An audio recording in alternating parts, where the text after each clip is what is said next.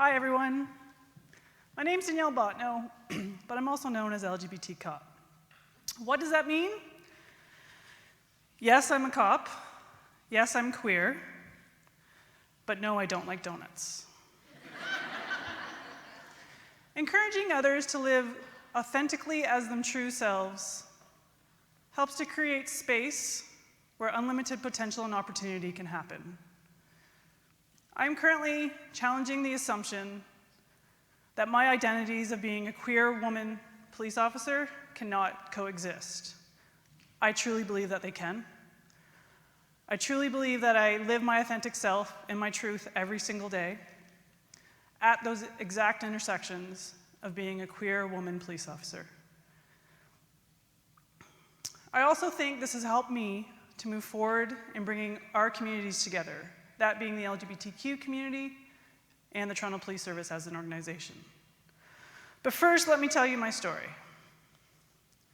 I was born and raised in a small town, southwestern Ontario, Catholic family. My entire family lived there. All my cousins and my sister and myself went to the one Catholic high school. And by the way, the vice principal was my uncle.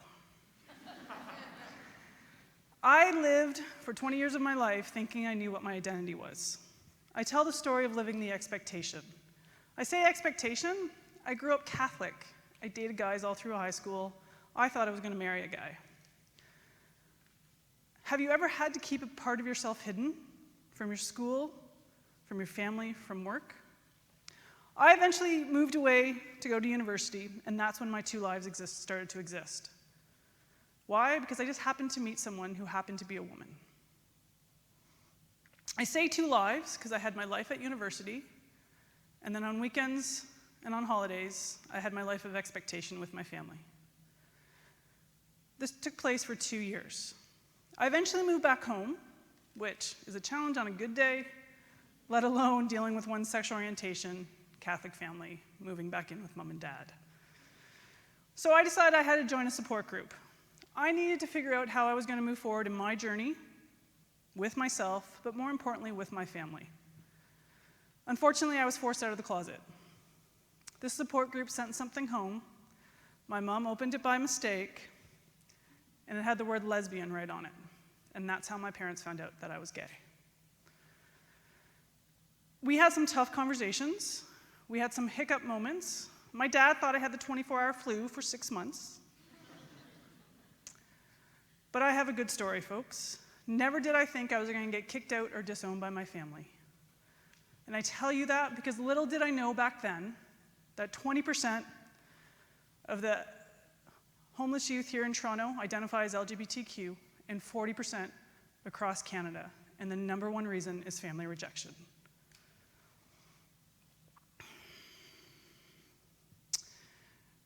The one thing that remained consistent through all this is that I wanted to become a police officer. Didn't know how I was going to get there, but that's what I wanted to do. I knew that it would probably be challenging being a woman, but never did I think being a queer woman would be the challenge. In 1999, all this came to reality. I was hired by the Toronto Police Service. Like many careers, mine's has had its ups and downs. It's had its challenging times, but it's also had many, many rewarding times. When I was asked to put my name in for LGBTQ cop, I quickly said no. At the time, I knew the position had been vacant for almost a year, and there were several officers before me in this exact same position that was created as a result of a human rights complaint put against our service because of a bathhouse raid that we conducted against a female bathhouse during Pride in the early 2000s.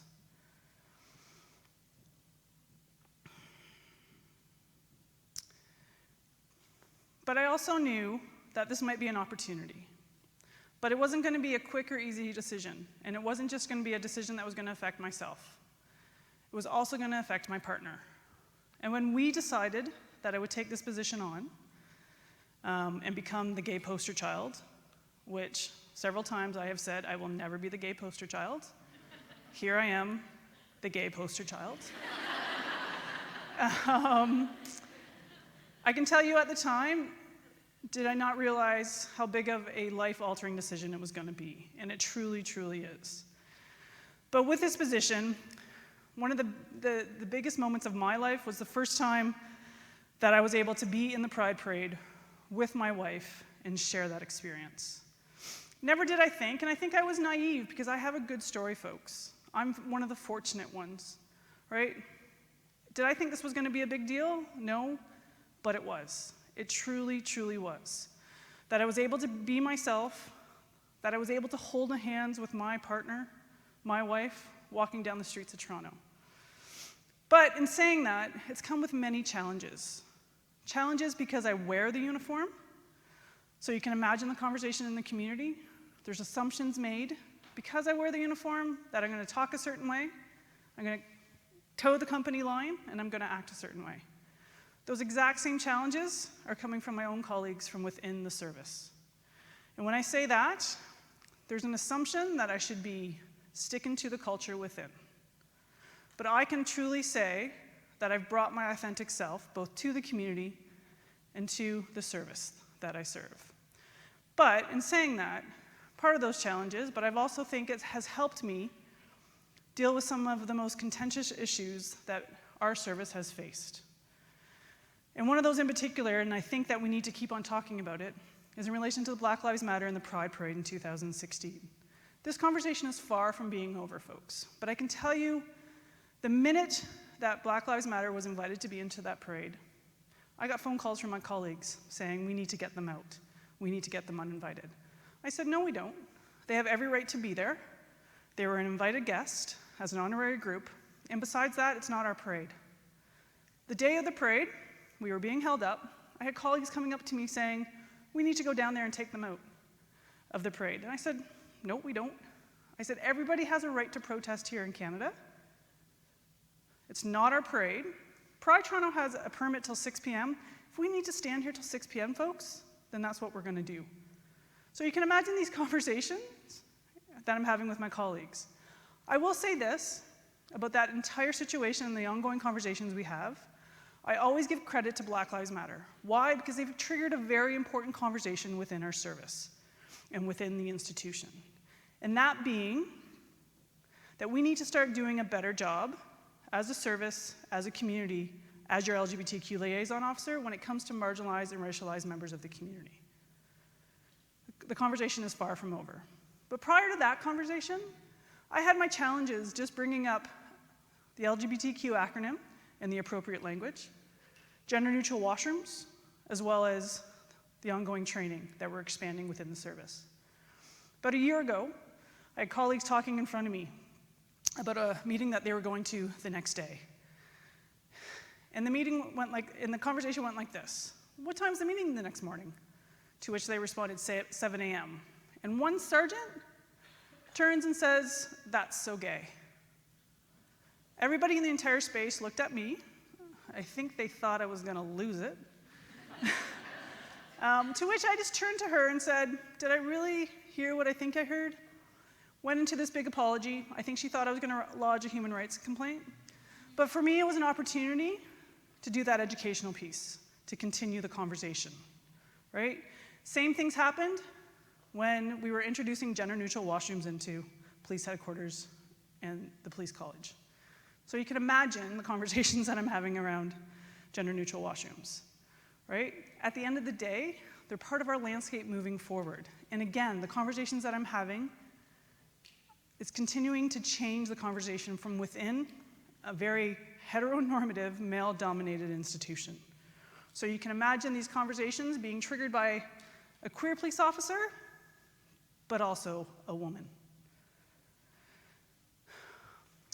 The training that we expanded, it started only with the recruit classes in the early 2000s as a result of that human rights complaint that I mentioned. It has now been expanded to pretty much every other course, from supervisors, court officers, domestic violence, sexual assault, to name just a few. Why? Because the conversation is so important. I've also been able to take this conversation internationally, and I've actually trained police officers in Montenegro and St. Vincent and the Grenadines, of all places. But my point is that I'm able to live my authentic life. I'm able to be visible. I'm able to have a voice.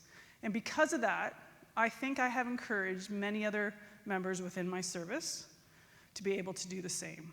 And that doesn't mean that they have to be out and as visible as I am, because they don't need to be, but they're not out professionally, but they are out to me. I hope it's not going to be like that all the time, and I know it's their decision that has to be had, but I hope in the future they do feel comfortable coming out. Can you imagine a world where we could live in, being ourselves, recognizing the intersectionalities that we all have, especially as women, and bringing that to the table and having a voice? And more importantly, we're changing the conversation. That wasn't me. I wasn't going to break out into a song in that moment, just so you know. But what I can tell you that it has encouraged more members to have a voice, which means the world to me as a happy, proud, out gay police officer. But more importantly, it has created a space where people can be themselves. Do you live authentically as yourself, and do you create a space where others can be themselves? We have an opportunity collectively as women to make that change, to create that space. Don't get me wrong, folks. There's some institutions, organizations, cultures, and religions that it's going to take a lot more time than we wish. But can you imagine if we didn't embrace the community and our service when it comes to intersections, whether it be a queer police officer, gay male, trans, black, Asian, whatever intersection it may be? Could you imagine if we didn't embrace that? Moving forward, I truly feel that we need to embrace that. We need to be able to encourage those people to live authentically as themselves.